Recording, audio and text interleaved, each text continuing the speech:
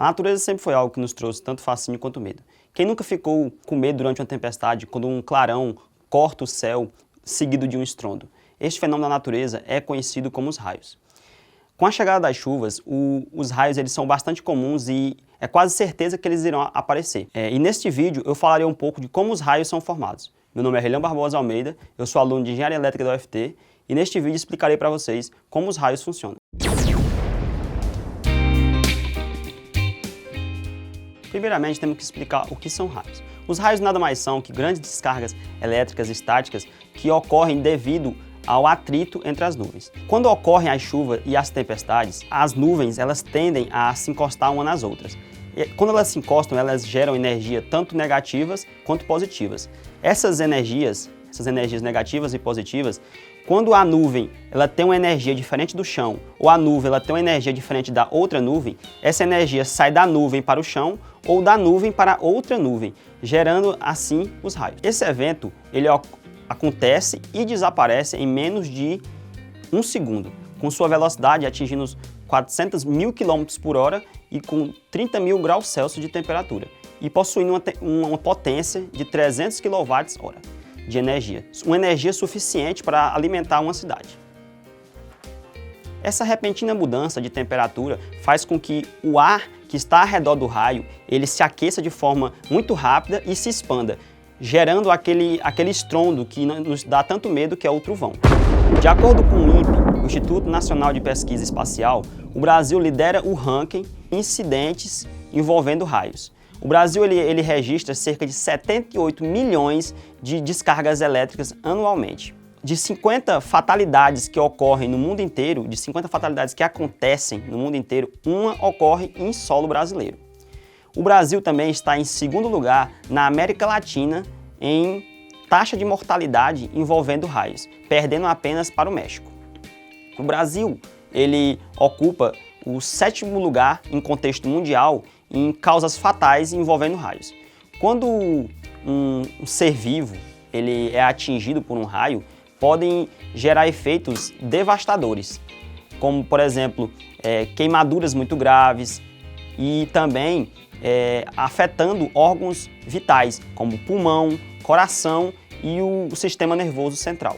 O aquecimento intenso e uma série de reações eletroquímicas podem ocorrer, causando danos sérios em várias partes do corpo.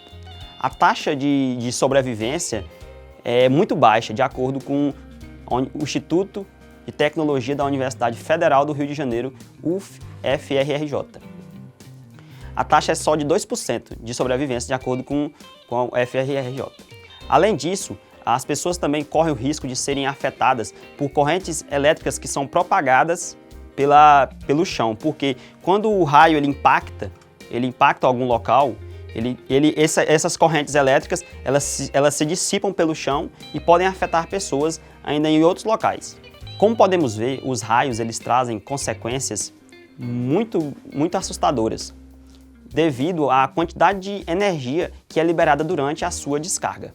Aí o que acontece? Com o passar dos séculos, devido a verem isso, essas consequências assustadoras que os raios podem trazer, com o passar dos séculos foram desenvolvidos mecanismos de proteção contra os mesmos. Um dos mais conhecidos é o para-raios, que foi desenvolvido pelo Benjamin Franklin depois de algumas pesquisas pioneiras sobre eletricidade e raios.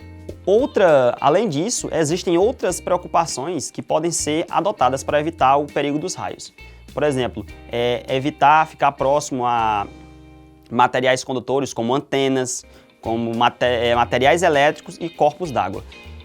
E é uma das medidas preventivas para garantir a segurança pessoal durante uma tempestade. Agora, para finalizar o vídeo, falaremos algumas curiosidades que você talvez não saiba sobre os raios. Os raios não somente são formados em tempestades, eles podem ser formados também em erupções vulcânicas, pois quando o vulcão entra em erupção, as cinzas elas sobem e colidem uma com a outra e geram um atrito igual a que as nuvens geram durante a tempestade. O que acontece? Os raios, esses raios, eles são gerados pelo atrito. Então, como nas tempestades as nuvens entram em atrito e geram os raios, no caso dos vulcões, são as cinzas que entram em atrito e geram os raios também da mesma forma.